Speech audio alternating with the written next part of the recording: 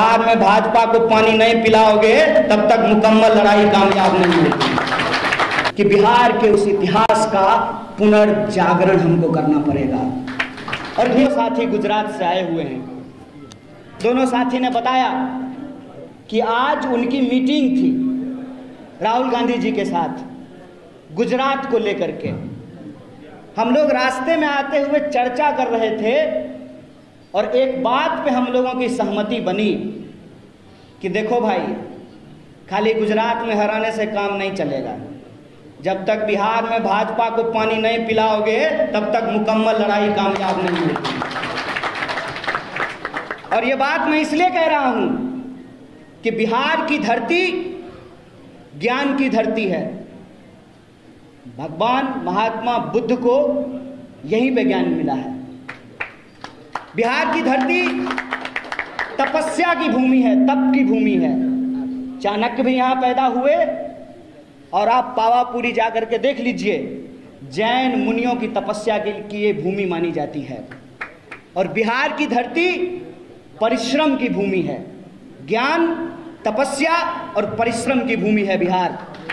और जब मैं परिश्रम की बात करता हूं तो आप दशरथ मांझी का नाम याद रखिएगा। एक हथौड़ी और छेनी लेकर के उस इंसान ने पहाड़ काट करके रास्ता बना दिया। यह बिहारी होने का मतलब होता है। बिहार वो भूमि है। मैं अपने गुजरात के दोस्तों को कहना चाहता हूं कि आपके यहां पोरबंदर में मोहनदास करमचंद गांधी पैदा हुए थे, लेकिन वो गांधी जब बिहार की इस ज्ञान, तपस्या और परिश्रम की भूमि पे आए तो हमने उनको महात्मा बना दिया। ये बिहार की भूमि है। ये बिहार की भूमि है कि आप कोई दौर उठा करके देख लीजिए, इतिहास का कोई दौर उठा करके देख लीजिए, बिहार के बिना इस देश का इतिहास पूरा नहीं होता है। खुशी की बात है, थोड़ी अफसोस की भी एक बात है। कल श्री बाबू की जयंती थी। श्री बाबू ने जो है एक रिकॉर्ड बनाया था सबसे ज़्यादा दिनों तक मुख्यमंत्री होने का। श्री बाबू जो काम करके चले गए उनका रिकॉर्ड अभी तक बीट नहीं हो पाया है। और हमारे कुछ दोस्त पूछते हैं कि बिहार को कांग्रेस पार्टी ने क्या दिया। बिहार को बिहार कांग्रेस पार्टी ने बनाया। इस बात को हमको गर्व से स्वीकार करना चाहिए। और आज हमारी सबसे बड़ी चुनौती क्या है? आज दिन है अशफाक उल्लाह खान का। अशफाक और बिस्मिल की दोस्ती के बारे में आप सब लोगों ने शायद देखा होगा, आप लोगों ने उसको पढ़ा होगा कि उनकी दोनों की जब बातचीत होती है तो अशफाक कहते हैं राम प्रसाद बिस्मिल से, देखो दोस्त, तुम्हारे धर्म में पुनर्जन्म है तो तुम तो जाओगे वहाँ और भगवान से कहोगे कि हमको दोबारा भारतीय बना करके भेज दीजिए, हमको ब्रिटिशर्स के दांत खट्टे करने हैं। हमारे धर्म में पुनर्जन्म नहीं होता है। लेकिन अगर मैं जन्नत जाऊँ, अल्लाह से हमारी मुलाकात हो, तो मैं उनको कहूँगा कि एक बार और हमको भारत भेज दीजिए। ये भारत है जहाँ एक खान एक ब्राह्मण के साथ मिलकर के कहता है, सरफरोशी की तमन्ना अब हमारे दिल में है, देखना है जोर कितना। वो यही गुनागनित करेंगे। राष्ट्र कवि दिनकर ने एक बात कही है, दो न्याय अगर तो आधा दो, उसमें भी यदि बाधा हो तो दे दो केवल 5 ग्राम, रखो अपनी धरती तमाम। हम पार्टी के तौर पर सिर्फ अपने हक की बात कर रहे हैं। और दुख की बात यह है कि एक पढ़ा लिखा इंसान लठैत की भाषा बोलता है और हमारे प्रभारी के बारे में उनको मालूम नहीं है कि ये कौन है। ये जो आपके बीच में बैठे हुए इंसान हैं, मैं इनके बारे में आपको बताता हूं कि अगर इनके जैसे लोग कांग्रेस पार्टी में नहीं होते तो हमारे और जिग्नेश जैसे लोगों को कांग्रेस पार्टी में आने का हिम्मत नहीं होता है। ये वो इंसान हैं जिनके चलते वेदांता का 50,000 करोड़, सुनना बैठा लीजिएगा संबित पात्रा की तरह, 50,000 करोड़ का प्रोजेक्ट बंद कर दिया कांग्रेस पार्टी के शीर्ष नेतृत्व ने आदिवासियों के हक और अधिकार के लिए। और ये जिनके प्रवक्ता इनके खिलाफ बोल रहे हैं, मैं उनसे कहता हूं कि अपने आका से जाकर के पूछिएगा ड्राइंग रूम में कि भक्त चरणदास कौन है, पूछिएगा उनको कि कौन है। समाजवादी आंदोलन के रीढ़ चंद्रशेखर जी की सरकार में ये मंत्री रहे हैं। किसी के लिए कुर्सी कुर्सी बड़ा खेला होगा, लेकिन मैं आज भी कहता हूं ये भारत है, बेईमान लोग यहाँ पे होंगे, लेकिन ये धरती आज भी त्याग, तपस्या और ईमानदारी से चल रही है। इस पे भरोसा रखिए। मैं आपको कहता हूं कि अपने लिए इस बात पे भरोसा रखिए, और इस बात के लिए भरोसा रखिए कि कोई भी चीज ऐसे नहीं मिलती है भाई साहब, ऐसे ही सबका वोट बराबर हो गया है। शकील भाई का वोट एक, चंदन भाई का वोट एक, राकेश भाई का वोट एक, कन्हैया का वोट एक, ऐसा ही वोट हो गया है। प्रतिमा जी का वोट एक, पूनम जी का वोट एक, ऐसे ही बराबर हो गया है। सोच के देखिएगा, समझ करके देखिएगा, ये साधारण चीज नहीं है। और आज वोटों को लोगों ने गुना गणित में फंसा दिया है। वोटों के गुना गणित से ऊपर उठ करके हमको बिहार के मुस्तकबिल के बारे में सोचना पड़ेगा।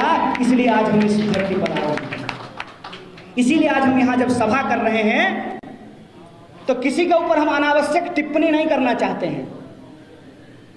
जनता के अदालत में जनता के सवालों को लेकर सिर्फ चुनाव में नहीं, चुनाव से पहले भी और चुनाव के बाद भी उनके दुख दर्द में, उनकी न्याय, एकता और बड़ाव की लड़ाई में जो शामिल होगा वही उसका नेतृत्व करेगा। ये बिहार की जनता को चुनना पड़ेगा। जो लोग चुनाव को समीकरण बना दिए हैं उनसे हम एक सवाल पूछना चाहते हैं। कोरोना का बीमारी जात पूछ करके हो रहा था? नहीं नहीं नहीं नहीं, ये जो है पंडित जी का लड़का है, इसको को नहीं होते हैं। नहीं नहीं नहीं, ये तो जो है दलित है, इसको हो जाते हैं। जात पूछ करके कोरोना होता है।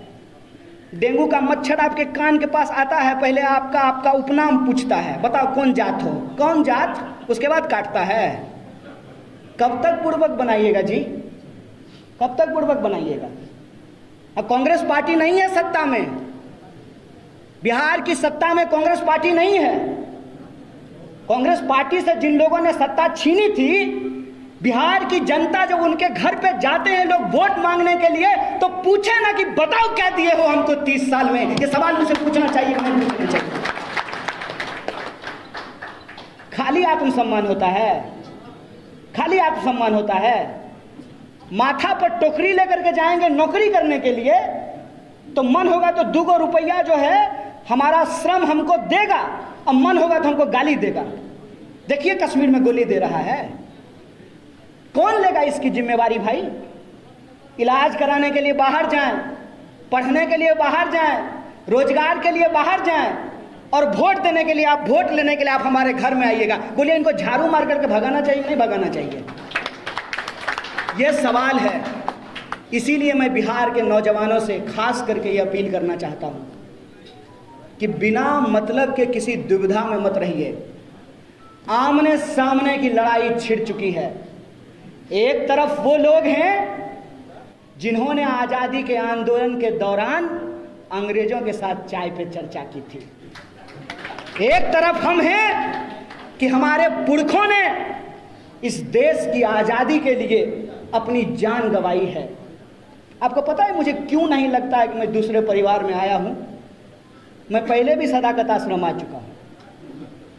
मेरे गांव के, मेरे परिवार के लोग, पूरा का पूरा परिवार सदाकत आश्रम में रहता था। मैं उस भूमि से आता हूं। अजीब संयोग है कि हमारा ताल्लुक उस परिवार से है कि कांग्रेस पार्टी के शीर्ष नेता रामचरित्र बाबू भी उस घर में पैदा हुए, और कम्युनिस्ट पार्टी के भी शीर्ष नेता चंद्रशेखर बाबू उसी घर में पैदा हुए। हम उस गांव से आते हैं। हमको असल में समझ में आती है कि विपक्षी एकता क्या होती है। विपक्षी एकता का मतलब अगर कोई समझ सकता है तो सदाकत आश्रम की भूमि समझ सकती है। इस बात का मैं आपको भरोसा दिलाना चाहता हूं। और दूसरा भरोसा जो मैं आपको दे सकता हूं, देखिए पुरवा पछिया कुछ हो जाए, कुछ हो जाए, इतना तो मानते हैं ना कि कांग्रेस कभी भाजपा के साथ नहीं जाएगी। बोलिए, खुल के बोलिए, कुछ हो जाए। अरे हो सकता है दो चार को सिंधिया निकल जाए, क्या दिक्कत है? क्या कांग्रेस पार्टी कभी भाजपा के पास जा सकती है? और एक इतिहास और बता देते हैं, सीना ठोक के बोलते हैं, कल से प्रवक्ता जवाब दें कि कांग्रेस पार्टी को छोड़ करके कौन ऐसी पार्टी है जिसने भाजपा के साथ गला नहीं मिलाया है? बोलिए, बोलिए, इस सवाल का जवाब दीजिए। और आखिरी बात बोल करके मैं आपकी बात खत्म करूंगा। मैं बिहार के तमाम वो लोग जिनको बिहारी होने पे गर्व महसूस होता है, बिहार के वो तमाम